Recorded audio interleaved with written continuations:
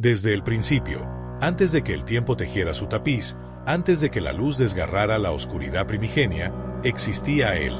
No como una creación, no como un ser iniciado en un punto específico de la eternidad, sino como la eternidad misma manifestada en una forma incomprensiblemente divina. Imagina un abismo de silencio cósmico, un lienzo en blanco donde ni siquiera el pensamiento de ser había sido formulado, y en ese no lugar, en ese no tiempo, Él ya era.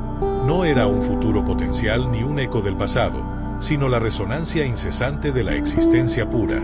La mente humana, limitada por los conceptos de nacimiento y fin, lucha por asimilar esta verdad.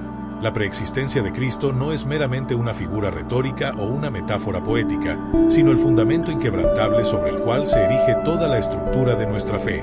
Es la verdad teológica más profunda, y a menudo, la más malinterpretada, la que desafía nuestra percepción lineal del tiempo y nos invita a contemplar un misterio tan vasto que empequeñece la creación misma. ¿Cómo puede algo ser sin haber sido creado? ¿Cómo un hijo puede ser coeterno con el Padre? Estas no son meras paradojas lingüísticas, sino invitaciones a una comprensión más elevada de la naturaleza divina. La Biblia, en sus capas más profundas y en sus declaraciones más explícitas, no insinúa, sino que proclama con autoridad innegable la existencia eterna de Cristo.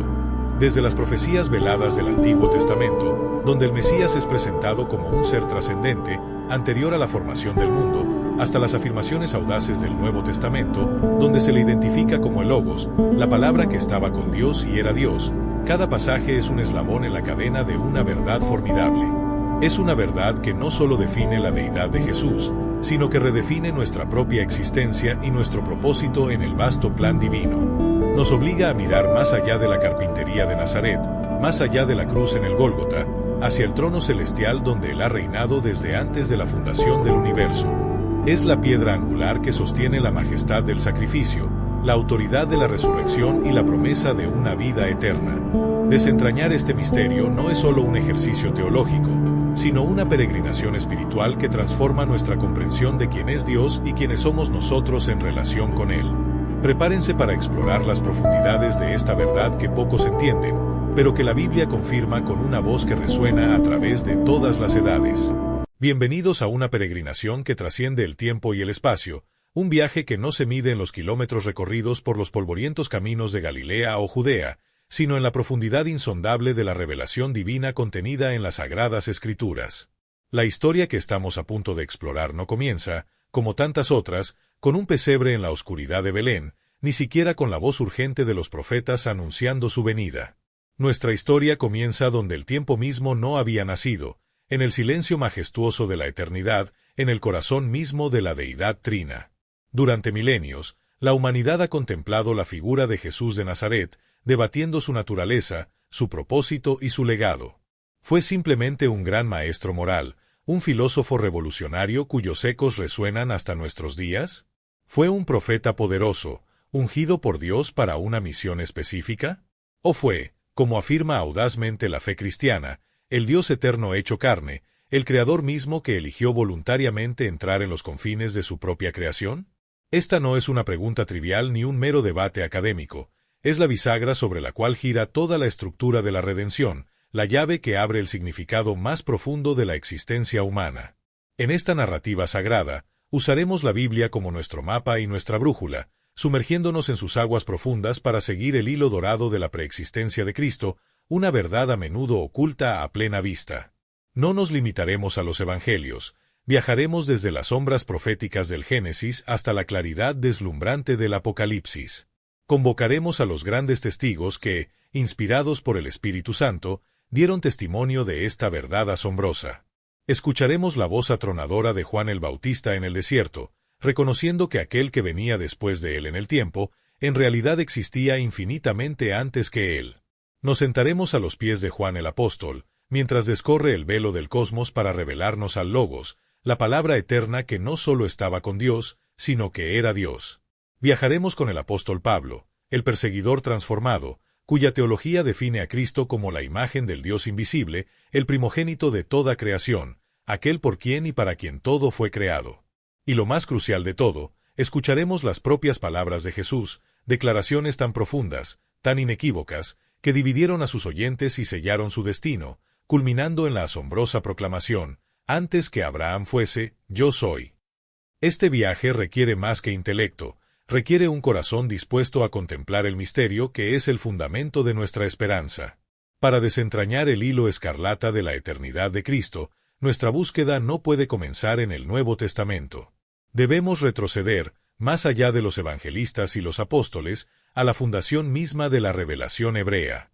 Debemos adentrarnos en la Torá, los profetas y los escritos de sabiduría, donde la verdad de un Dios complejo y multifacético se revela con una sutileza divina, preparando los corazones humanos para un misterio que tomaría milenios en desplegarse por completo. En el principio mismo, en el primer versículo del Génesis, encontramos una declaración de singularidad y pluralidad.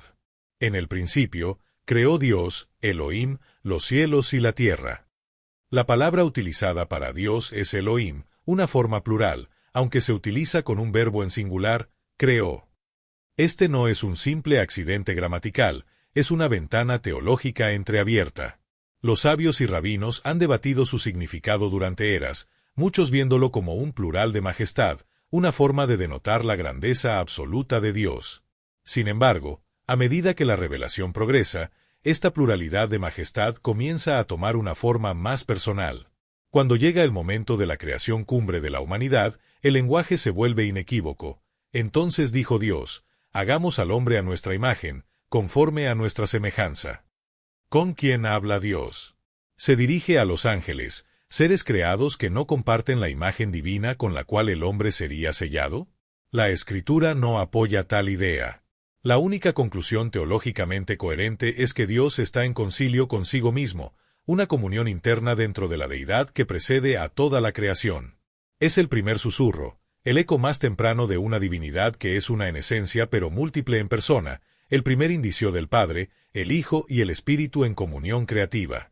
Esta comunión divina no se limita a la acción de crear, también se revela como la sabiduría misma que orquestó el cosmos. En el libro de Proverbios, encontramos un pasaje asombroso, una oda a la sabiduría divina, en hebreo, Oma, que habla en primera persona.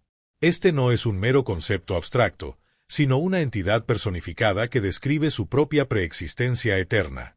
En Proverbios, capítulo 8, la sabiduría declara: Jehová me poseía en el principio, ya de antiguo, antes de sus obras. Eternamente tuve el principado, desde el principio, antes de la tierra. Cuando formaba los cielos, allí estaba yo. Cuando trazaba el círculo sobre la faz del abismo, yo estaba con él ordenándolo todo, y era su delicia de día en día, regocijándome delante de él en todo tiempo. Esta es una autorrevelación impresionante. La sabiduría no fue creada, fue poseída, o engendrada, según algunas traducciones, desde la eternidad, existiendo antes de las montañas, antes de los océanos, antes de que la primera estrella encendiera el vacío. Esta Oma es el arquitecto divino, el gozo del Creador, el agente activo a través del cual el universo fue diseñado y ejecutado. Los teólogos cristianos, y más tarde el apóstol Juan, identificarían inequívocamente esta sabiduría personificada con el Logos, la palabra, que es Jesucristo. Lo que Salomón vio como la sabiduría ordenadora, Juan lo vería como la palabra viva que en el principio era con Dios, y era Dios, aquel por quien todas las cosas fueron hechas. El Antiguo Testamento estaba sentando las bases, revelando que el Dios único nunca estuvo solo, siempre existió en una comunión de amor y sabiduría creativa. Pero las Escrituras hebreas van más allá de la sabiduría personificada, presentan un personaje aún más desconcertante y directo, el ángel de Jehová, o el ángel del Señor. Esta no es una figura angelical común. A lo largo del Génesis y el Éxodo, este ángel aparece en momentos cruciales, y el texto lo trata con una ambigüedad asombrosa que difumina la línea entre el mensajero y el remitente. A menudo habla como Dios en primera persona, acepta adoración que los ángeles creados rechazarían, y se le identifica directamente con Yahvé.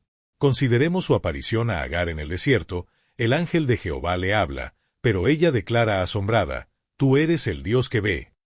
Más tarde, en la prueba de Abraham en el monte Moriah, es el ángel de Jehová quien lo detiene, diciendo: «Ya conozco que temes a Dios, por cuanto no me rehusaste tu hijo, tu único». La sustitución del me por a Dios es teológicamente sísmica. Sin embargo, la revelación más profunda ocurre en el corazón de la zarza ardiente. Moisés se acerca al arbusto que arde y no se consume, y el texto nos dice que se le apareció el ángel de Jehová en una llama de fuego. Pero cuando la voz habla desde la zarza, no es un ángel quien se identifica. Viendo Jehová que él iba a ver, lo llamó Dios de en medio de la zarza. Y dijo: Yo soy el Dios de tu padre, Dios de Abraham, Dios de Isaac y Dios de Jacob. El ángel es la presencia de Dios. Es aquí, en este encuentro sagrado, que esta presencia divina revela el nombre más santo: Yo soy el que soy. Este Yo soy, el nombre eterno de la autoexistencia, es pronunciado por aquel que primero se identifica como el ángel. Esta es una teofanía, una manifestación visible del Dios invisible. Los teólogos lo llaman una cristofanía, la aparición preencarnada del Hijo eterno de Dios, el mismo ser que siglos después se pondría de pie ante los fariseos y, evocando este mismo momento, declararía: antes que Abraham fuese, yo soy. Esta verdad no se limitó a las narrativas históricas, resonó poderosamente a través de los profetas, quienes, bajo la inspiración divina, vislumbraron la naturaleza dual del Mesías venidero. Isaías, con una claridad asombrosa, profetizó sobre un niño que nacería, un hijo que sería dado, pero cuyos nombres trascenderían toda categoría humana. Y se llamará su nombre admirable, Consejero, Dios fuerte, Padre eterno, Príncipe de paz. ¿Cómo puede un niño nacido ser simultáneamente el Dios fuerte? ¿Cómo puede un hijo dado en el tiempo ser el Padre eterno, o Padre de la eternidad? Esta paradoja no es una contradicción, sino una revelación de la encarnación, el Dios eterno entrando en el tiempo humano. El profeta Miqueas se hace eco de esto al identificar el lugar de nacimiento terrenal del Mesías, Belén, pero inmediatamente contrasta su origen temporal con su origen eterno. Pero tú, Belén Efrata, de ti me saldrá el que será Señor en Israel, y sus salidas son desde el principio, desde los días de la eternidad. Las salidas o orígenes del Mesías no comienzan en un pesebre, se extienden hacia atrás, hacia la eternidad inescrutable. Los profetas estaban luchando con un concepto que sus mentes apenas podían contener: el Salvador que vendría a caminar entre ellos no sería un simple hombre ungido, ni siquiera un ser angelical. Sería el mismo Dios fuerte, el Señor de la eternidad, velando su gloria infinita en la frágil carne de un niño. El Antiguo Testamento, por lo tanto, no es simplemente un prólogo, es la sala del tribunal donde se presentan las primeras pruebas irrefutables de la existencia eterna de Cristo. Es un tapiz tejido con hilos de pluralidad divina, sabiduría coeterna, apariciones divinas y profecías paradójicas, todo ello preparando el escenario para la revelación más grande que el mundo jamás conocería. Si el Antiguo Testamento sembró las semillas del misterio en la tierra fértil de la profecía y la teofanía, el Nuevo Testamento es la cosecha gloriosa donde esa verdad germina y se revela en toda su plenitud deslumbrante. El velo que cubría la comprensión de los patriarcas y profetas es finalmente descorrido, no de forma gradual, sino con una proclamación atronadora que resuena desde las primeras palabras del Evangelio de Juan. El apóstol amado, aquel que se reclinó sobre el pecho del Señor y escuchó los latidos del corazón de Dios, no comienza su relato en un establo polvoriento ni en un taller de carpintería. Comienza, al igual que el Génesis, en el principio. Pero esta vez, el enfoque no está en la creación material, sino en el agente creador. En el principio era el Verbo, y el Verbo era con Dios, y el Verbo era Dios. Detengámonos en la magnitud de esta declaración, pues cada palabra es un pilar teológico de peso infinito. Juan no dice que el Verbo llegó a ser o fue creado en el principio, dice que era, en griego, un tiempo imperfecto que denota una existencia continua y sin comienzo. Antes de que el tiempo existiera, el Verbo ya era. Él existía en un estado atemporal. Luego, Juan define su relación: el Verbo era con Dios. Esto establece una distinción de personas. El Verbo no es idéntico al Padre en persona, sino que existe en una comunión eterna e íntima junto a Él. Y finalmente, Juan define su esencia: y el Verbo era Dios. Aquí yace la paradoja divina, distinción en persona, pero unidad absoluta en esencia y naturaleza. Él es plenamente Dios. Juan, bajo la inspiración divina, sella esta verdad en el siguiente versículo: este era en el principio con Dios. Y para conectar esta revelación directamente con la sabiduría de Proverbios 8 y la obra creativa de Génesis 1, añade: Todas las cosas por él fueron hechas, y sin él nada de lo que ha sido hecho, fue hecho. El Verbo no es parte de la creación, él es el creador de todo. Esta verdad cósmica y preexistente necesitaba un puente hacia nuestra realidad humana. El misterio del Dios fuerte de Isaías, que también sería un niño nacido, encuentra su explicación en el versículo 14 de Juan, y aquel Verbo fue hecho carne, y habitó entre nosotros. La palabra griega para habitó es esnsen, que significa literalmente puso su tabernáculo o acampó entre nosotros. El mismo Dios que manifestó su gloria en el tabernáculo del desierto, el yo soy de la zarza ardiente, ahora velaba su gloria infinita, no en una tienda de campaña, sino en el frágil tabernáculo del cuerpo humano. Esta es la encarnación, el Dios eterno y preexistente entrando voluntariamente en los confines del tiempo y el espacio que él mismo había creado. Esta verdad era tan radical, tan fundamental, que fue el primer testimonio que surgió incluso antes de que Jesús comenzara su ministerio público. Juan el Bautista, el heraldo enviado a preparar el camino, se convirtió en el primer testigo humano de la preexistencia de Cristo. El Bautista nació antes que Jesús, su concepción anunciada a Zacarías antes de que Gabriel visitara a María. Sin embargo, cuando Juan ve a Jesús venir hacia él en el Jordán, exclama una de las paradojas temporales más profundas de la Escritura: «Este es aquel de quien yo dije, después de mí viene un varón, el cual es antes de mí, porque era primero que yo». ¿Cómo podía aquel que venía después de él en el tiempo ser antes que él? Juan no hablaba de rango o importancia, estaba declarando una verdad ontológica. Reconoció que el hombre que estaba frente a él, su primo más joven en términos humanos, era, de hecho, el Señor eterno que existía desde antes de la fundación del mundo. El Bautista, lleno del Espíritu Santo desde el vientre, vio más allá de la carne y testificó de la eternidad. Sin embargo, el testimonio más poderoso, la confirmación inquebrantable de esta verdad teológica, no provino de los profetas ni de los apóstoles, sino de los propios labios de Cristo. Jesús no solo insinuó su naturaleza divina, la declaró de maneras tan explícitas que enfurecieron a las autoridades religiosas, quienes entendieron perfectamente la magnitud de sus afirmaciones. A lo largo de su ministerio, utilizó la frase «yo soy», ego eimi, en formas que evocaban directamente el nombre sagrado de Dios revelado a Moisés. Pero el enfrentamiento más explosivo ocurrió en el templo, registrado en el capítulo 8 de Juan. Jesús estaba en un intenso debate con los fariseos sobre su autoridad y origen. Ellos, orgullosos de su linaje, invocaron a su padre Abraham. Jesús respondió con una afirmación que los dejó atónitos: «Abraham vuestro padre se gozó de que había de ver mi día, y lo vio, y se gozó». Los fariseos, aferrándose a una comprensión puramente lineal y física, se burlaron: «Aún no tiene 50 años, y has visto a Abraham». Creían haberlo atrapado en una contradicción lógica, un absurdo. Pero la respuesta de Jesús trascendió su lógica terrenal y rasgó el velo de la eternidad. No dijo: «Antes que Abraham fuese, yo era». Lo que dijo fue infinitamente más profundo. De cierto os digo, antes que Abraham fuese, griego, genestai, llegara a ser, un punto en el tiempo, yo soy, griego, ego eimi. Con esta declaración, Jesús no solo afirmó su preexistencia, sino su existencia eterna y autosuficiente. Se apropió del nombre inefable de Dios, el nombre de la zarza ardiente. Él no llegó a ser, él simplemente es.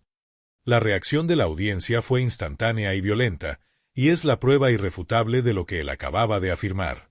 Tomaron entonces piedras para arrojárselas. En la ley judía, la blasfemia, el acto de un hombre reclamando ser Dios, se castigaba con la lapidación. Los fariseos no lo acusaron de mentir sobre su edad, lo acusaron de blasfemia.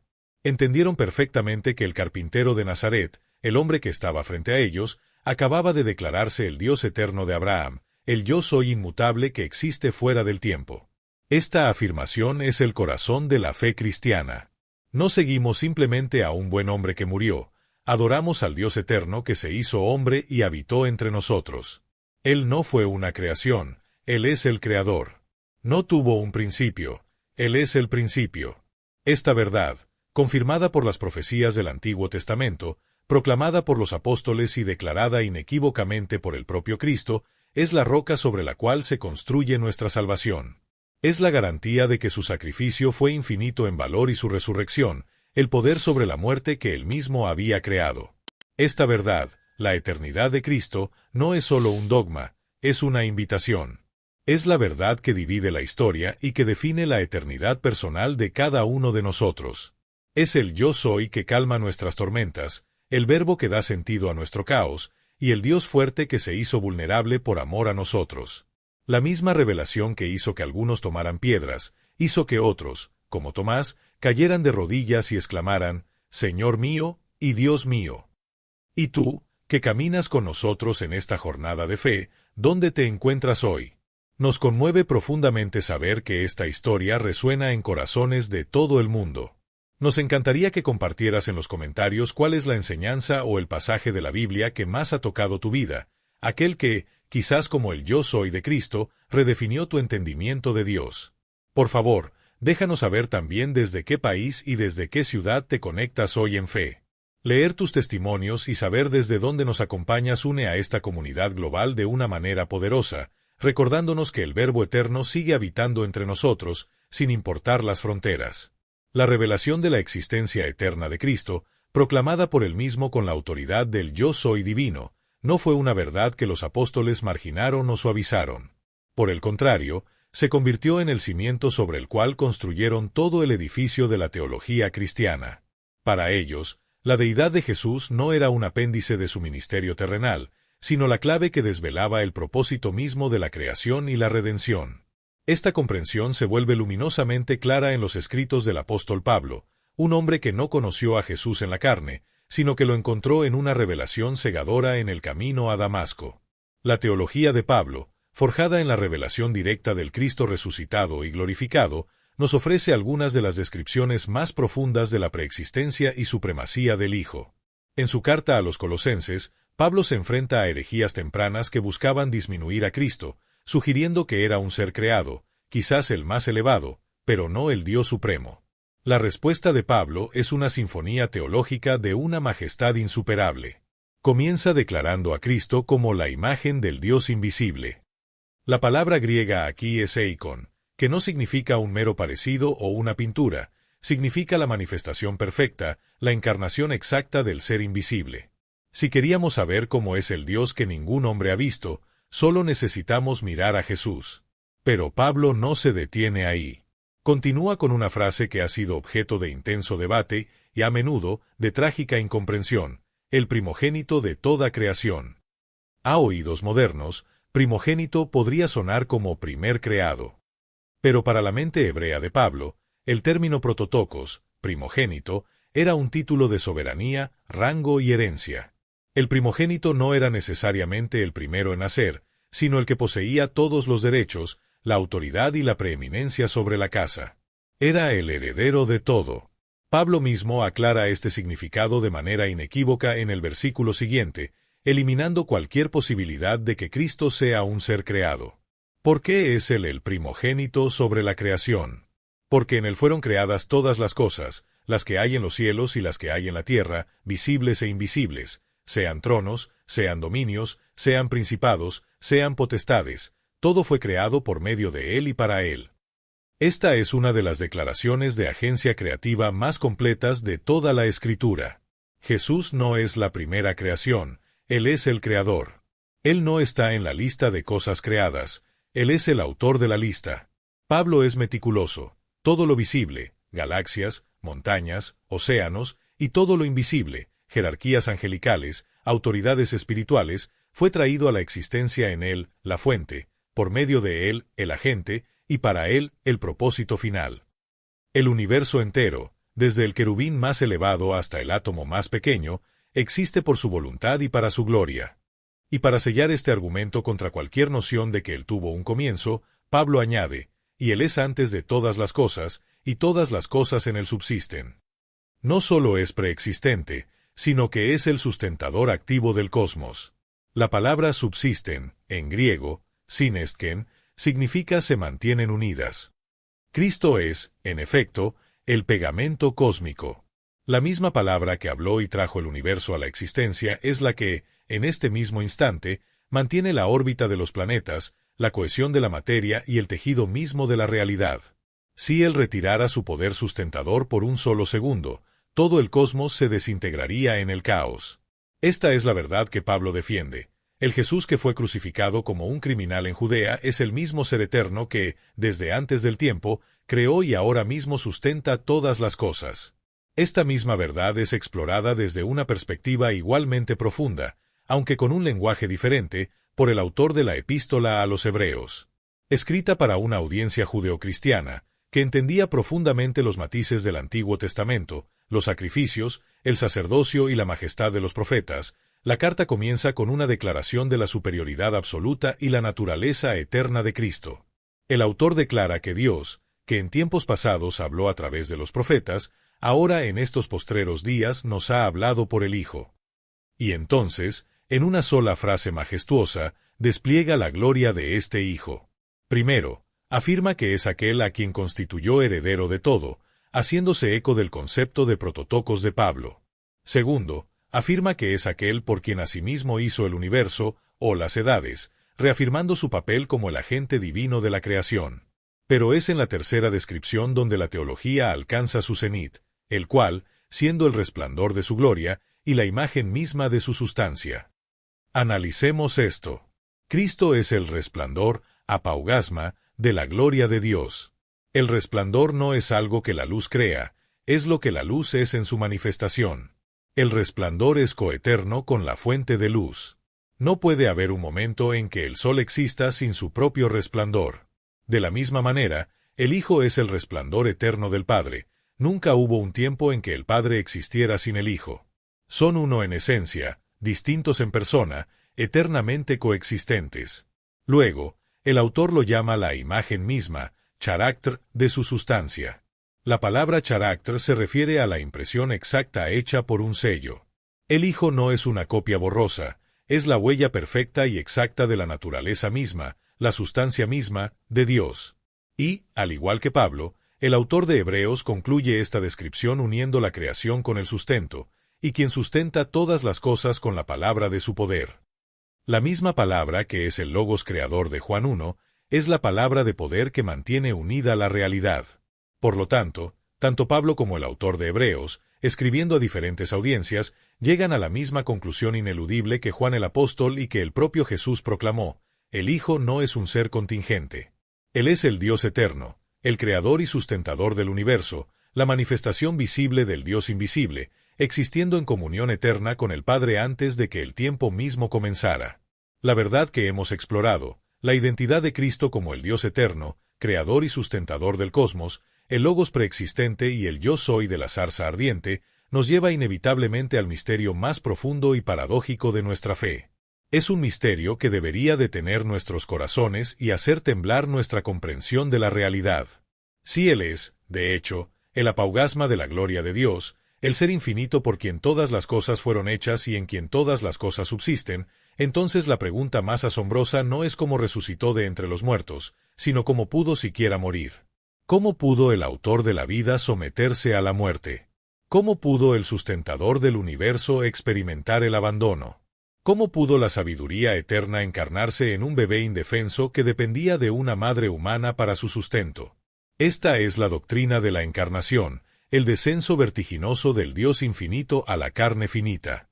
No es un mito poético, es el evento central de la historia humana, y la única explicación de cómo la eternidad pudo redimir al tiempo. El apóstol Pablo, una vez más, nos proporciona el lenguaje para este misterio inefable en su carta a los Filipenses, en un pasaje que se cree es uno de los primeros himnos cristianos, un resumen de la fe de la iglesia primitiva. Pablo escribe: haya, pues, en vosotros este sentir que hubo también en Cristo Jesús, el cual, siendo en forma de Dios, no estimó el ser igual a Dios como cosa a que aferrarse. Esta primera frase es monumental. Siendo en forma de Dios, en griego, morpteo. Esto no significa simplemente que parecía Dios o que tenía cualidades divinas. Morp denota la naturaleza esencial, la esencia misma del ser. Pablo está afirmando, sin ambigüedad, la deidad absoluta y preexistente de Cristo. Él existía en la misma esencia de la deidad. Y desde esa posición de gloria inimaginable, tomó una decisión. No estimó el ser igual a Dios como cosa a que aferrarse. Él no consideró su gloria, sus privilegios divinos, sus prerrogativas como creador, como algo que debía retener egoístamente para su propio beneficio. En lugar de eso, el himno continúa, sino que se despojó a sí mismo, en griego, ekensen. Esta es la kenosis, el vaciarse.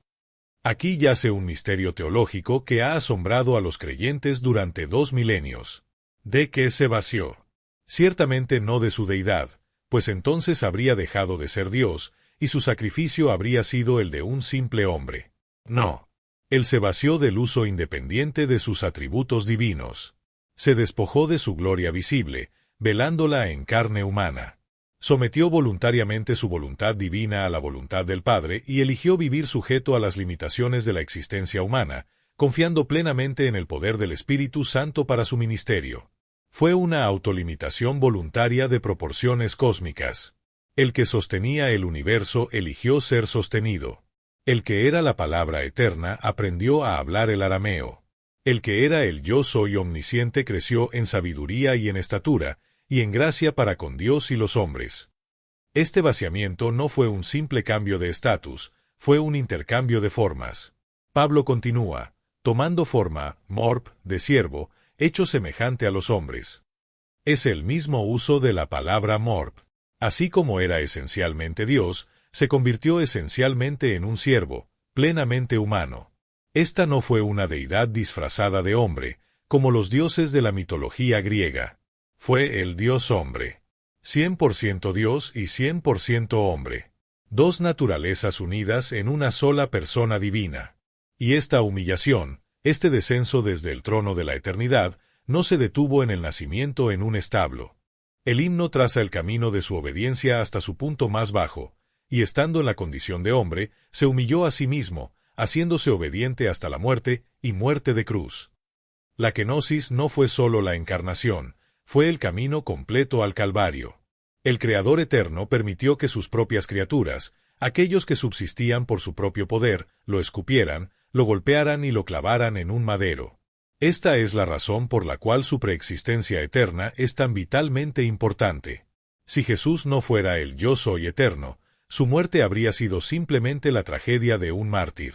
Pero como Él era el Dios eterno, su sacrificio tiene un valor infinito. Solo un ser infinito, el mismo legislador, podía pagar la deuda infinita que la humanidad tenía contra la ley santa de Dios. Solo aquel que era plenamente hombre podía morir en nuestro lugar como nuestro sustituto, y solo aquel que era plenamente Dios podía sobrevivir a esa muerte, satisfaciendo la justicia divina y derrotando el pecado para siempre. Esta comprensión de la kenosis, el yo soy velado, transforma radicalmente cómo entendemos las palabras de Jesús en los Evangelios. Cuando caminó sobre las aguas, no fue simplemente un milagro sobre la naturaleza, fue el Creador caminando sobre la creación que Él mismo había separado de las aguas en el Génesis. Cuando dijo a los fariseos, «Yo soy la luz del mundo», no era una metáfora de su enseñanza, era una declaración de identidad. Él era la misma palabra que dijo «hágase la luz» en el principio. Cuando se paró frente a la tumba de Lázaro y declaró «Yo soy la resurrección y la vida», no estaba prometiendo una vida futura, estaba afirmando que Él es la fuente misma de la existencia, el ser autoexistente que no puede ser contenido por la muerte. Cada «yo soy» que pronunció fue un eco de la zarza ardiente, un destello de la deidad eterna que se filtraba a través del velo de su carne humana. Su vida terrenal fue el acto más profundo de amor imaginable, el Dios infinito y eterno eligiendo volverse finito y temporal, el Creador entrando en la creación, no para condenarla, sino para redimirla desde adentro, pagando un precio que sólo Él podía pagar. Su existencia eterna no es un pie de página teológico, es el titular de la historia de la salvación. Este misterio del Dios que se hace hombre, el eterno que entra en el tiempo, es el corazón palpitante de nuestra esperanza. Es la prueba de que el amor de Dios no es una idea abstracta, sino una acción sacrificial y personal. En la primera llamada, muchos de ustedes compartieron el pasaje que más les impactó. Ahora, queremos ir un paso más allá y construir una comunidad sobre el testimonio vivo. Queremos invitarte a compartir en los comentarios no solo una escritura, sino una experiencia personal. ¿En qué momento de tu vida sentiste de manera más tangible la presencia de este Dios eterno que se hizo cercano? ¿Fue en un momento de profunda necesidad, en una respuesta de oración que desafió la lógica, o en un instante de paz que sobrepasó todo entendimiento. Tu historia es un testimonio del Yo Soy obrando hoy. Además, este canal existe para servir a esta comunidad de fe. ¿Qué otras historias de la Biblia, qué otros personajes o misterios teológicos te gustaría que exploráramos con esta misma profundidad épica y reverencia? Tus sugerencias son la brújula que guía nuestro próximo viaje.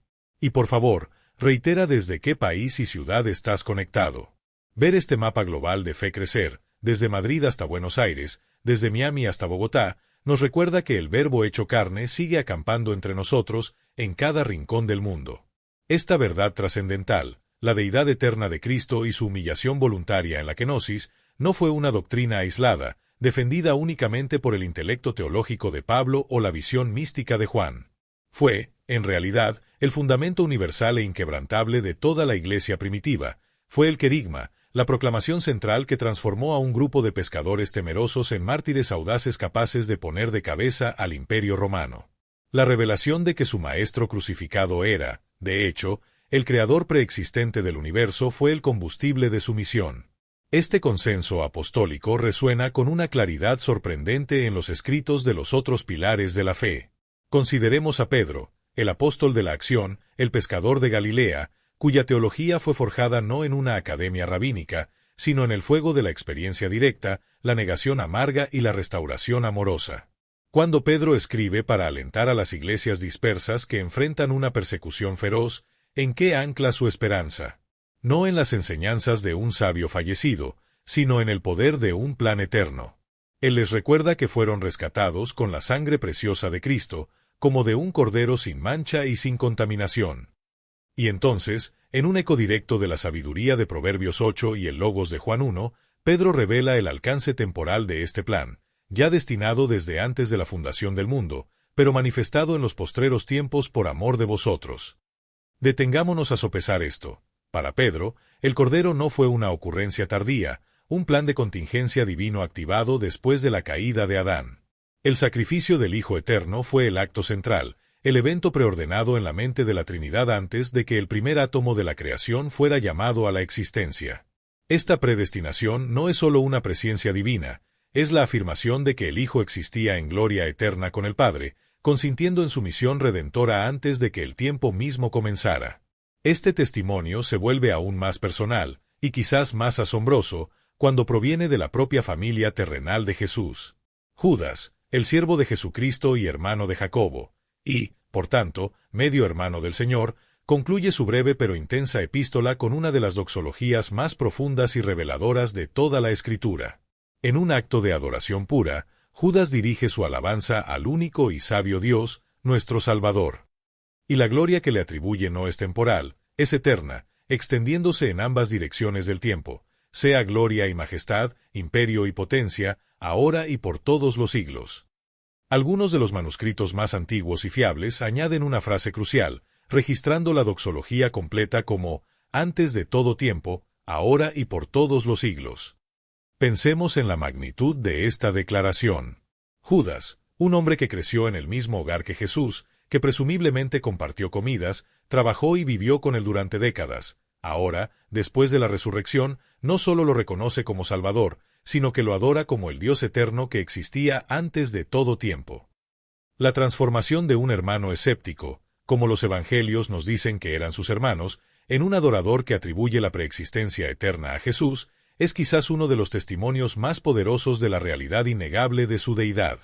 Es una ventana a la convicción absoluta que se apoderó de aquellos que, habiendo conocido al Jesús de la carne, tuvieron sus ojos abiertos al Cristo de la eternidad. Pero toda esta revelación, que comenzó como un susurro en el Génesis y se convirtió en una proclamación audaz en los Evangelios y las Epístolas, alcanza su clímax atronador en la visión final concedida al apóstol Juan en la isla de Patmos. En el libro del Apocalipsis, el velo de la kenosis se descorre por completo. El Jesús humilde de Galilea, el siervo sufriente de Filipenses 2, ya no es visible. En su lugar, Juan, el mismo que se reclinó en el pecho de Jesús en la última cena, ahora ve al Cristo glorificado, y la visión es tan aterradora en su santidad que cae como muerto a sus pies. Es el Hijo del Hombre, pero sus ojos son llama de fuego, su voz como estruendo de muchas aguas. Y es aquí donde el Cristo resucitado y glorificado se identifica a sí mismo, fusionando para siempre su identidad eterna con su obra terrenal. Poniendo su mano sobre el apóstol aterrorizado, declara: «No temas, yo soy el primero y el último». Este título, el primero y el último, no es un título genérico de poder. En la teología hebrea, es uno de los nombres más sagrados y exclusivos de Yahvé. En el libro de Isaías, Dios mismo declara: «Yo soy el primero, y yo soy el postrero, y fuera de mí no hay Dios». Al reclamar este título, Jesús está haciendo una declaración inequívoca de igualdad absoluta con Dios. Y para que no haya la menor duda de que el Dios eterno es el mismo Jesús que caminó en la tierra, añade la prueba irrefutable: «Y el que vivo, y estuve muerto, mas he aquí que vivo por los siglos de los siglos». El ser eterno, el primero y el último, el origen y el fin de la existencia, es aquel que estuvo muerto. La paradoja máxima se ha resuelto: el Dios eterno murió. Esta autoidentificación enmarca todo el Apocalipsis, sirviendo como los sujetalibros divinos de la revelación final. En el primer capítulo, Apocalipsis 1:8, es el Señor, el que es y que era y que ha de venir, el Todopoderoso, quien se llama a sí mismo el Alfa y la Omega, principio y fin. Alfa y Omega, la primera y la última letra del alfabeto griego, son la metáfora definitiva de la totalidad, aquel que inicia todo y que consuma todo. Es el título de la soberanía absoluta sobre el tiempo y la creación. Luego, después de que toda la historia de la redención ha sido revelada, después de que los juicios han pasado y la nueva Jerusalén ha descendido, el libro concluye con Jesús hablando por sí mismo, sellando su testimonio. En Apocalipsis 22, versículo 13, la voz del Salvador declara: «Yo soy el Alfa y la Omega, el principio y el fin, el primero y el último». Él toma para sí mismo, de manera inequívoca y definitiva, el título completo del Dios Todopoderoso que se presentó en el capítulo 1. Ya no hay distinción entre la voz del Señor Todopoderoso y la voz de Jesús el testigo fiel. Son uno. El viaje que comenzamos en la eternidad pasada con el Logos de Juan 1, concluye en la eternidad futura con el Alfa y Omega de Apocalipsis 22. La Biblia, de principio a fin, testifica con una sola voz que el Jesús de Nazaret que nos amó y se entregó por nosotros, no es otro que el Dios eterno, el Creador, el sustentador, el principio y el fin de todas las cosas. La verdad de la preexistencia eterna de Cristo, tan sólidamente establecida desde el Génesis hasta el Apocalipsis, no es una doctrina que podamos aislar y admirar como una joya teológica individual. Al contrario, es la llave que abre la puerta al misterio más profundo y central de la fe, la naturaleza misma de Dios. Si el Logos era con Dios y era Dios en el principio, si el Hijo existía en gloria con el Padre antes de la fundación del mundo, entonces nuestra comprensión de Dios debe expandirse más allá de una singularidad solitaria. Esta revelación nos obliga a reconciliar dos verdades fundamentales que, a primera vista, parecen paradójicas: la unidad indivisible de Dios, proclamada en el Shema de Israel: «Oye, Israel, Jehová nuestro Dios, Jehová uno es», y la pluralidad personal que hemos visto revelada en el Concilio Divino de Agamos, en la sabiduría coeterna de Proverbios, y en la distinción innegable entre el Padre y el Hijo en el Nuevo Testamento. Esto no es una contradicción, es la revelación de la Trinidad. Es la doctrina de que el Dios único existe eternamente en tres personas coiguales y coeternas: el Padre, el Hijo y el Espíritu Santo. La preexistencia de Cristo es la prueba irrefutable de que Dios nunca ha estado solo. Desde la eternidad pasada, Dios es comunión. Dios es relación. Aquí debemos abordar la semántica de la divinidad con suma reverencia. Los términos Padre e Hijo no son roles que Dios comenzó a desempeñar en el momento de la encarnación en Belén. No son metáforas adoptadas para que las mentes humanas pudieran entender una jerarquía. Son las designaciones eternas de sus relaciones personales dentro de la deidad. El Padre es eternamente el Padre, y el Hijo es eternamente el Hijo. Esto presenta un desafío para nuestra mente lineal. ¿Cómo puede un hijo ser coeterno con su padre? En el pensamiento humano, un padre siempre precede al hijo. Pero en la economía divina, estos términos describen su relación, no un origen temporal. El Hijo es eternamente engendrado del Padre. Esta no es una creación, es una procesión eterna. Los teólogos de la Iglesia primitiva usaron una analogía poderosa, la misma que vimos en la Epístola a los Hebreos. El Hijo es al Padre como el resplandor es a la luz. El resplandor, apaugasma, es engendrado por la luz, pero no es creado por ella. No hubo un solo instante en que la luz existiera sin su propio resplandor. Son coeternos. El resplandor es de la misma esencia que la luz, pero es distinto de la fuente. Así es el Hijo, eternamente engendrado del Padre, compartiendo la misma esencia divina, homoousios, pero siendo una persona distinta. Es el Dios de Dios, luz de luz, verdadero Dios de verdadero Dios, como afirma el credo niceno. Por lo tanto, cuando hablamos del Hijo eterno, estamos hablando de aquel que siempre ha existido, cara a cara, en el seno del Padre, Juan 1:18, una expresión hebrea que denota la intimidad más profunda e inseparable. Esta comunión eterna no era estática, era una danza dinámica de amor infinito. De hecho, la preexistencia de Cristo y la doctrina de la Trinidad son la única base sobre la cual la declaración del apóstol Juan, Dios es amor, 1 Juan 4:8, puede ser literalmente cierta. Si Dios fuera una singularidad solitaria, una mónada, ¿cómo podría ser amor en la eternidad pasada, antes de que existiera la creación? El amor, por su propia naturaleza, requiere un objeto. Un Dios solitario podría ser capaz de amar, pero no sería amor en su esencia eterna. Pero el Dios Trino sí lo es. Desde la eternidad, el Padre ha amado al Hijo en una efusión perfecta de amor, el Hijo ha respondido al Padre con un amor perfecto de sumisión y gozo, y el Espíritu Santo es el vínculo eterno, el amor personificado que fluye entre el Padre y el Hijo. La deidad es una comunidad de amor autosuficiente y rebosante. Esta no es una especulación teológica, es el testimonio directo del propio Cristo. En su oración sumo sacerdotal en Juan 17, en la noche antes de su crucifixión, Jesús descorre el velo de la eternidad y nos permite escuchar una conversación que comenzó antes del tiempo. Le pide al Padre, glorifícame tú al lado tuyo, con aquella gloria que tuve contigo antes que el mundo fuese. Esta es la conciencia preexistente de su gloria compartida. Pero luego va más profundo, revelando la motivación de esa gloria, porque me has amado desde antes de la fundación del mundo. La relación fundamental de la deidad, la que precede a la creación misma, es el amor del Padre por el Hijo. Este amor eterno es la fuente de la cual fluye toda la creación y la redención. Dios no creó el universo por soledad o por necesidad. Un Dios que es una comunión perfecta de amor no necesita nada. Creó por un desbordamiento de ese amor.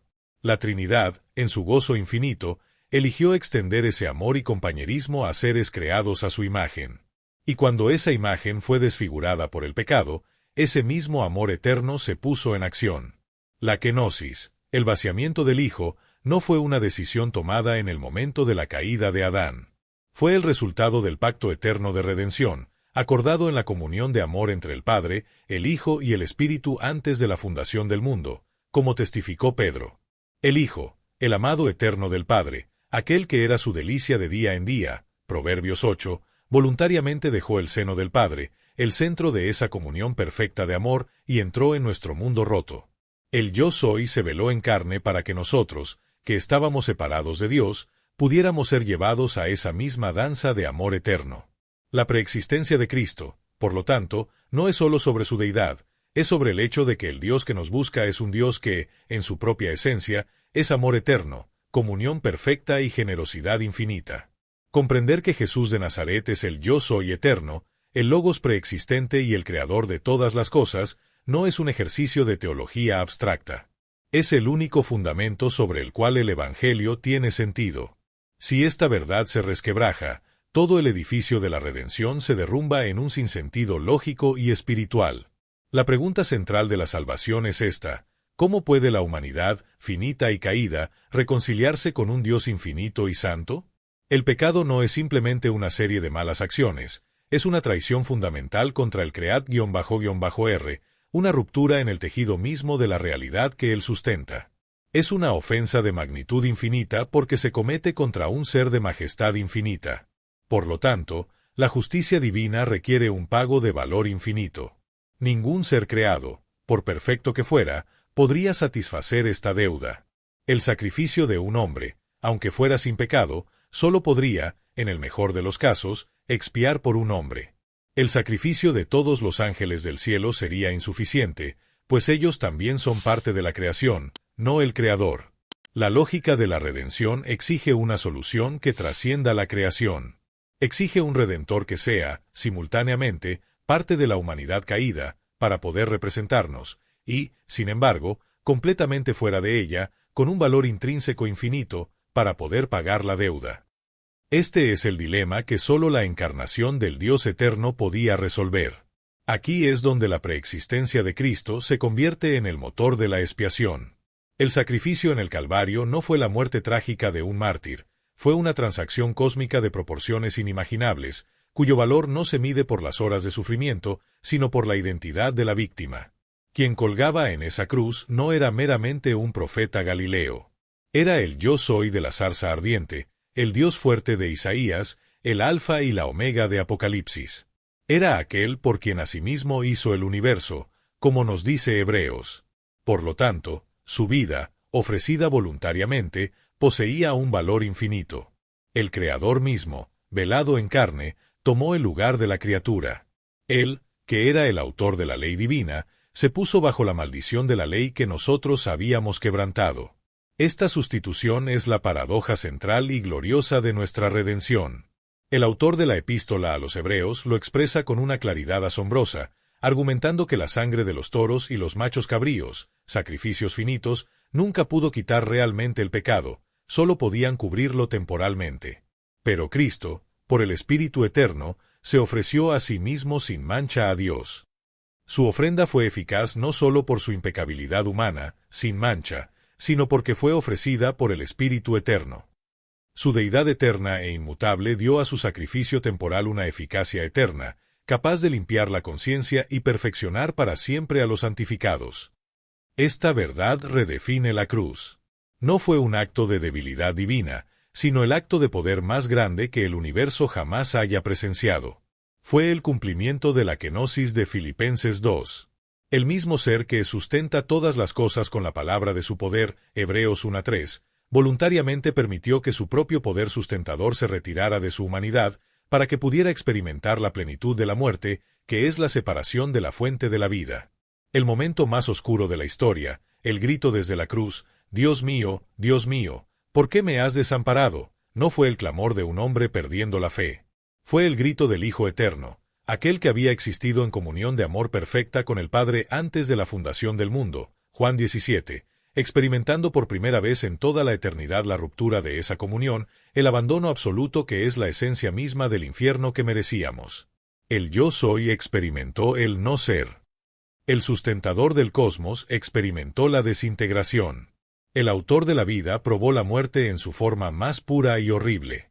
Y lo hizo para que la justicia de Dios, que exigía la muerte por el pecado, fuera plenamente satisfecha, y para que la misericordia de Dios, que anhelaba perdonar, pudiera ser liberada legal y justamente. Si Jesús no fuera el Dios eterno, su grito habría sido de desesperación. Pero como era el Dios eterno, su grito fue el precio de la redención. Además, su preexistencia no solo da valor infinito a su muerte, sino que también da un propósito redentor a su vida. Si Él es el Logos eterno, el eikon, imagen, perfecto del Dios invisible, entonces su vida en la tierra como Jesús de Nazaret no fue solo un preludio a la cruz, fue el acto de redefinir la humanidad. Al tomar forma de siervo, el Creador santificó la experiencia humana. Él, el Yo Soy, vivió una vida de perfecta obediencia humana, perfecta dependencia del Padre y perfecto sometimiento al Espíritu Santo. En efecto, vivió la vida que Adán debió haber vivido y que nosotros no pudimos vivir. Él se convirtió en el segundo Adán, el nuevo comienzo de la raza humana. Cuando somos salvados, no solo somos perdonados legalmente, somos creados de nuevo en Él, 2 Corintios 5:17. Somos injertados en el verdadero Logos, reconectados a la fuente de la vida. La salvación, por lo tanto, no es meramente un indulto, es una recreación. Y solo el Creador original puede realizar una recreación. La existencia eterna de Cristo no es, entonces, una doctrina opcional. Es la garantía de que nuestra salvación es segura, completa y eterna, porque fue lograda por el único ser cuya vida, muerte y resurrección tienen el poder infinito para deshacer el pecado y rehacer el universo. La obra redentora del Yo Soy eterno, que culminó en el sacrificio de valor infinito en la cruz, no terminó cuando él exclamó «consumado es». Tampoco concluyó con su gloriosa resurrección o su ascensión al cielo. De hecho, su preexistencia eterna y su encarnación humana única lo calificaron para el papel que ahora mismo, en este preciso instante, está desempeñando a favor de aquellos que ha redimido. Este es su ministerio como nuestro sumo sacerdote. El sistema sacerdotal del Antiguo Testamento, con sus rituales complejos, sus sacrificios diarios y el solemne día de la expiación, era más que un simple conjunto de reglas religiosas, era una sombra profética, un modelo terrenal diseñado por Dios para enseñar a la humanidad una verdad fundamental. El hombre caído necesita un mediador para poder acercarse al Dios Santo. Sin embargo, ese sistema era intrínsecamente defectuoso, no por su diseño, sino por su naturaleza temporal. Los sacerdotes levitas eran hombres mortales, ellos mismos pecadores, que tenían que ofrecer sacrificios primero por sus propios pecados y luego por los del pueblo. Sus sacrificios eran de animales, finitos y repetitivos, una señal constante de que el pecado nunca era eliminado permanentemente. Era un sistema que destacaba el problema, pero no ofrecía la solución final. La epístola a los Hebreos argumenta magistralmente que este antiguo pacto estaba obsoleto, no porque fuera malo, sino porque estaba esperando su cumplimiento en alguien infinitamente superior. Ese alguien es Cristo, nuestro sumo sacerdote, pero no según el linaje temporal de Aarón y Leví. Su sacerdocio es según el orden de Melquisedec. Melquisedec es una de las figuras más misteriosas del Antiguo Testamento. Aparece brevemente en Génesis, bendiciendo a Abraham.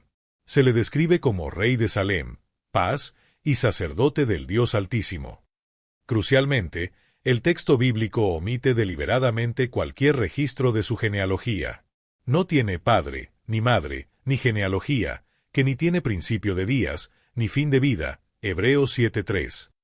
El autor de Hebreos ve esta omisión divinamente intencionada como el arquetipo perfecto para el sacerdocio de Cristo. Así como Melquisedec aparece en la narrativa sin un comienzo o un final registrados, Cristo posee un sacerdocio que no se basa en un linaje humano temporal, sino en su propia naturaleza eterna e indestructible. Él no fue hecho sacerdote, Él es sacerdote. ¿Por qué es esto vital? Porque un sacerdote mortal, como Aarón, tiene un ministerio que termina con su muerte.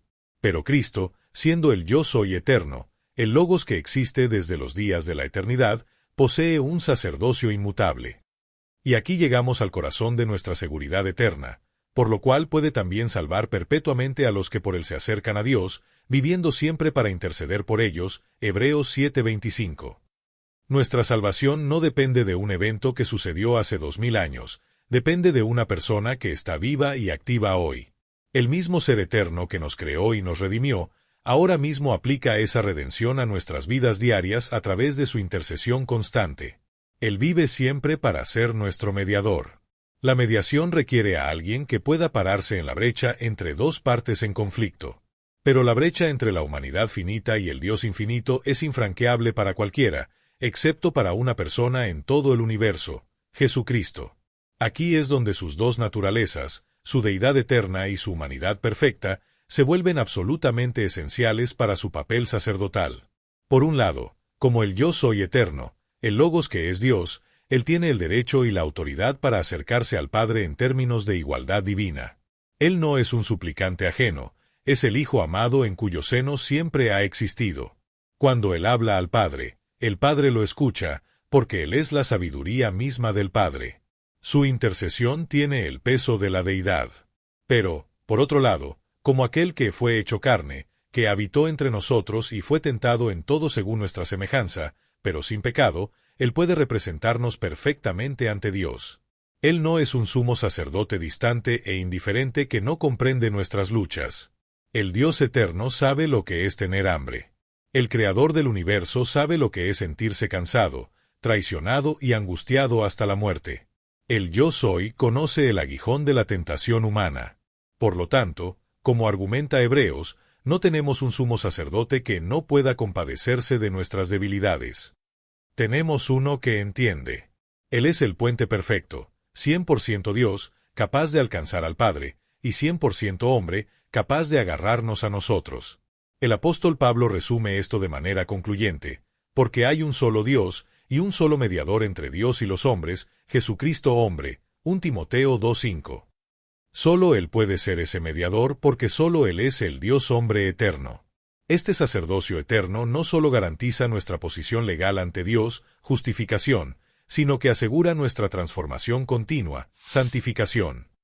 Cuando fallamos, cuando el peso de nuestra debilidad nos abruma, el apóstol Juan nos recuerda: hijitos míos, estas cosas os escribo para que no pequéis, y si alguno hubiere pecado, abogado tenemos para con el Padre, a Jesucristo el justo. 1 Juan 2:1. Nuestro abogado, en griego, Paracletos, el mismo término usado para el Espíritu Santo, que significa uno llamado al lado para ayudar, no presenta excusas por nuestro pecado, él presenta su propia justicia. Él se presenta ante el trono de la gracia no con una petición de clemencia, sino con la evidencia de una deuda pagada. Él le recuerda al Padre la sangre derramada por el Cordero destinado desde antes de la fundación del mundo. Su intercesión no se basa en nuestros méritos fluctuantes, sino en su mérito inmutable. Y debido a que Él es el Yo Soy eterno, su obra es suficiente para siempre. Él no necesita volver a morir. Su sacerdocio no expira. Él no se retira. Él vive siempre para interceder. Esta es la verdad que ancla el alma del creyente en medio de las tormentas de la duda y el fracaso. Nuestra conexión con Dios no depende de la fuerza de nuestro agarre sobre Él, sino de la fuerza inquebrantable de su agarre sacerdotal sobre nosotros, un agarre forjado en la eternidad, probado en el tiempo y eficaz para toda la eternidad. La revelación de la existencia eterna de Cristo, que fundamenta su obra como Creador, su valor como Redentor y su eficacia como Sumo Sacerdote, encuentra su convergencia final e inexorable en su papel como juez de toda la creación. Si su sacerdocio actual, como exploramos en el bloque 8, es la manifestación de su misericordia mediadora, su juicio futuro es la manifestación de su soberanía inmutable. La misma preexistencia que lo califica para interceder por nosotros, lo califica de manera única y exclusiva para juzgar a todos. El Nuevo Testamento es inequívoco en este punto: el Padre no juzga a nadie. En una declaración asombrosa que redefine la autoridad cósmica, Jesús mismo afirma en el Evangelio de Juan: porque el Padre a nadie juzga, sino que todo el juicio dio al Hijo, y también le dio autoridad de hacer juicio, por cuanto es el Hijo del Hombre. Juan 5:22, 27. Aquí yace la paradoja más profunda y aterradora del juicio divino. La autoridad para juzgar el universo se le ha confiado al Hijo, no solo a pesar de su humanidad, sino precisamente debido a ella. Es el Hijo del Hombre, aquel que se vació a sí mismo, el Yo Soy velado en la kenosis, quien presidirá el juicio final. Esta verdad elimina toda posible defensa, toda excusa y toda apelación en el tribunal final. Nadie podrá pararse ante el trono de Jesucristo y decir: tú no lo entiendes. No sabes lo que es ser humano, ser tentado, ser débil, ser quebrantado. Porque el juez que se sentará en ese trono es aquel que fue tentado en todo según nuestra semejanza, pero sin pecado. Su juicio será perfectamente justo, no solo porque Él es el Dios omnisciente que conoce cada pensamiento e intención del corazón, sino porque es el hombre perfecto que vivió el estándar que nosotros fallamos en cumplir. Esta dualidad de su naturaleza es lo que hace que su juicio sea absoluto. Como el Yo Soy eterno, el Logos por quien todas las cosas fueron hechas, bloque 2 y 3, Él es el estándar objetivo de la realidad. Él es la verdad encarnada. Él es la luz contra la cual toda oscuridad es medida. Él es la vida contra la cual toda muerte es juzgada. Como el Creador, el Prototocos de Colosenses, Él tiene el derecho soberano sobre su creación. El universo fue hecho por medio de Él y para Él. El juicio final no es más que el Creador llamando a su creación a rendir cuentas por lo que hizo con la existencia que Él le otorgó. Es el Alfa y la Omega, bloque 5, cerrando el círculo de la historia que Él mismo inició.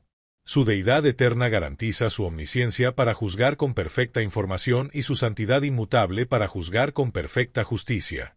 No habrá errores judiciales en su tribunal. Pero es su humanidad la que hace que ese juicio sea tan personal y penetrante.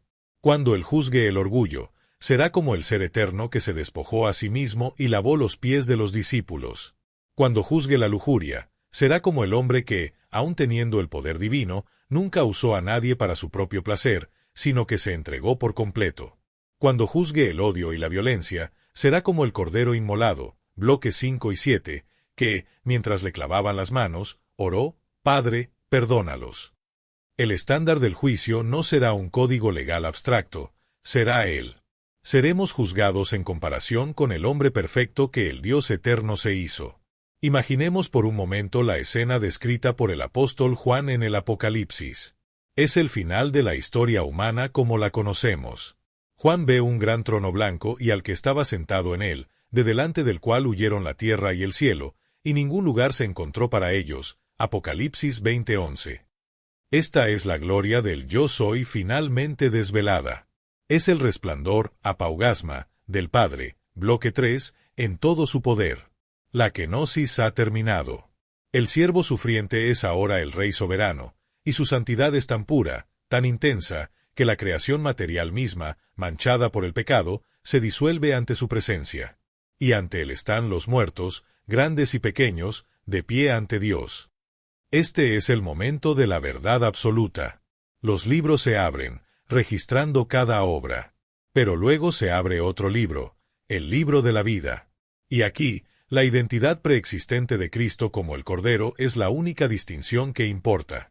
El juez en el trono es el mismo Cordero destinado desde antes de la fundación del mundo. Bloque 5. Su juicio sobre aquellos cuyos nombres no están en el libro es justo, porque los juzga según sus propias obras, que nunca podrán satisfacer el estándar de su santidad. Pero su absolución de aquellos cuyos nombres están en el libro es igualmente justa, porque él no los juzga según sus obras, sino según las suyas.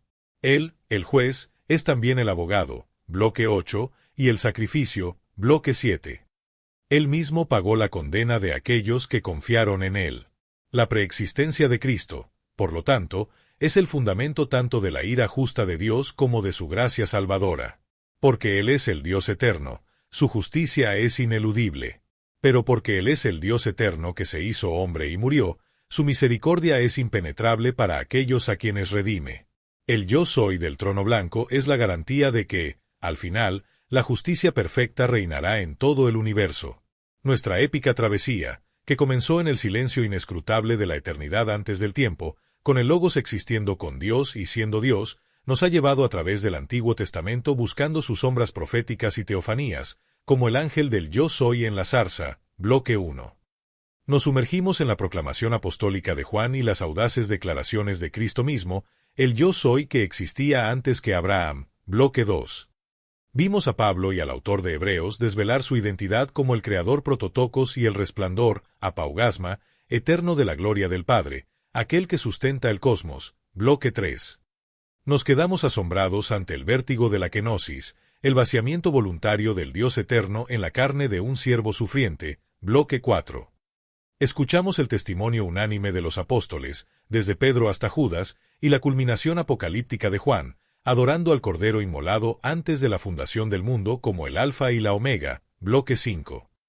Comprendimos que su preexistencia es el fundamento de la comunión de amor de la Trinidad, bloque 6, la única razón por la que su sacrificio en la cruz tuvo un valor infinito para redimir, bloque 7, y la base de su sacerdocio eterno e intercesión compasiva, bloque 8. Finalmente, nos encontramos ante su autoridad ineludible como el juez del trono blanco, el Dios hombre cuya justicia es perfecta, bloque 9. Y ahora, habiendo pasado el juicio, llegamos a la consumación de todas las cosas, el destino final para el cual todo fue creado.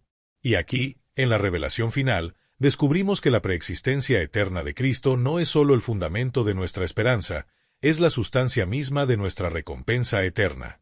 Después de que el trono blanco desaparece y el antiguo orden, manchado por el pecado, huye de la presencia santa del Yo Soy, Juan ve un cielo nuevo y una tierra nueva. Esta no es una simple renovación, es una recreación. Y aquel que se sienta en el trono declara: He aquí, yo hago nuevas todas las cosas. Apocalipsis 21:5. ¿Quién, en todo el universo, tiene la autoridad y el poder para hacer nuevas todas las cosas? Solo aquel que hizo todas las cosas en el principio. El Logos de Juan 1, el agente creador de Colosenses 1, el mismo ser eterno que dijo hágase la luz en el Génesis, es ahora el que habla una vez más para restaurar el cosmos a su gloria original, y aún más. Nuestra eternidad no es un regreso al Edén, es un ascenso a algo infinitamente mayor, la Nueva Jerusalén, la ciudad santa que desciende del cielo. Y el corazón de esta nueva creación no es un lugar, sino una persona. Juan escucha una gran voz que proclama: «He aquí el tabernáculo de Dios con los hombres, y él morará con ellos, y ellos serán su pueblo, y Dios mismo estará con ellos como su Dios». Apocalipsis 21:3. La promesa del Verbo hecho carne, que puso su tabernáculo, acampó, entre nosotros, Juan 1:14, el misterio de la kenosis, ahora se invierte y se hace permanente. El velo de la carne ya no es necesario. El yo soy ya no está velado, mora visiblemente entre su pueblo redimido en gloria plena y deslumbrante. En esta consumación final, Juan nota algo asombroso sobre la ciudad. Y la ciudad no tiene necesidad de sol ni de luna que brillen en ella, porque la gloria de Dios la ilumina, y el Cordero es su lumbrera. Apocalipsis 21:23. Aquí, todas las hebras de nuestra historia convergen en una imagen de poder cegador. El apaugasma, el resplandor, de Hebreos, bloque 3, y el Cordero inmolado, bloque 5 y 7, son ahora uno y el mismo. El Hijo, que es el resplandor eterno de la gloria del Padre, se convierte en la fuente de luz literal y eterna para la nueva creación. El yo soy que caminó por Galilea y declaró «Yo soy la luz del mundo», ahora cumple esa promesa en su sentido más cósmico y absoluto. No habrá más noche, no más sombras, no más necesidad de luz creada, porque la presencia inmediata del Dios hombre eterno iluminará la realidad misma. Nuestra eternidad no será una contemplación estática, será una exploración interminable de las profundidades de un Dios que es infinito, y esa exploración será posible porque su gloria ya no estará oculta, sino que será mediada a nosotros a través de la humanidad glorificada del Cordero. Veremos al Yo Soy. Y esta no es una esperanza figurativa. La promesa final de la Escritura para los redimidos es: «Y verán su rostro». Apocalipsis 22:4. La intimidad que Adán perdió, la comunión por la que oró Jesús en Juan 17, se restaura por completo. Contemplaremos el rostro de aquel que nos amó desde antes de la fundación del mundo. La doctrina de la existencia eterna de Cristo no es, por tanto, una cuestión teológica secundaria para debatir en seminarios. Es la historia completa de la Biblia, de principio a fin. Es el Alfa y la Omega. Su preexistencia como el Logos es el origen de nuestra existencia. Su preexistencia como el Yo Soy es la autoridad de nuestra fe. Su preexistencia como el Hijo amado del Padre es la fuente de nuestro valor y del amor de Dios. Bloque 6. Su preexistencia como el Cordero destinado es el precio infinito de nuestra redención. Bloque 7. Su preexistencia como el sacerdote inmutable es la seguridad de nuestra posición ante Dios. Bloque 8. Su preexistencia como el Creador soberano es la justicia de nuestro juicio final. Bloque 9. Y, finalmente, su preexistencia como el resplandor eterno de la gloria de Dios es la sustancia misma de nuestro gozo eterno. Bloque 10. La verdad que pocos entienden, pero que la Biblia confirma con una sola voz atronadora, es esta: el Jesús que nos salva en el tiempo es el Yo Soy que nos sostiene por toda la eternidad. Él no es simplemente parte de la historia, Él es el principio, el medio y el fin glorioso de toda ella.